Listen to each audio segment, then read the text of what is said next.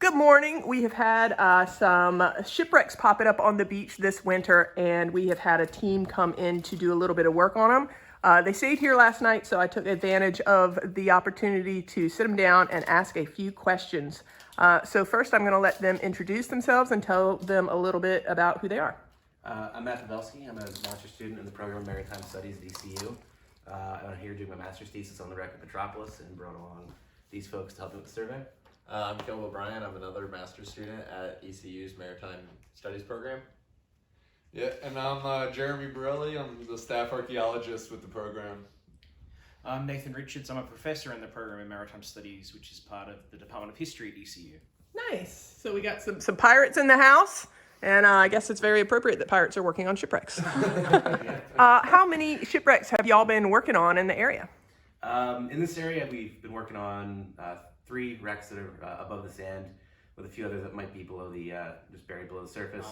Around here, we've been working for a number of years, probably about a half dozen shipwrecks of different sorts. So we're revisiting some of these sites that we've been looking at really since 2010. Okay.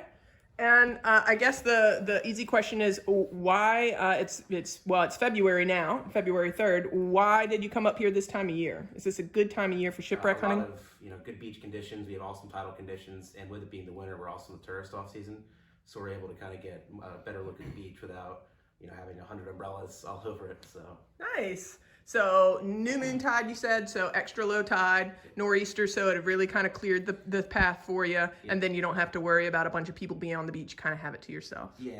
And so specifically, when you guys were down here this trip, what is it that you were working on? So we were working on we were working for the vessel Metropolis, which wrecked on January 31st, 1878, with the loss of 85 people. But we were also lucky enough that several wrecks were actually uncovered on the shore, and so we were able to run photogrammetry models and create 3D models of those.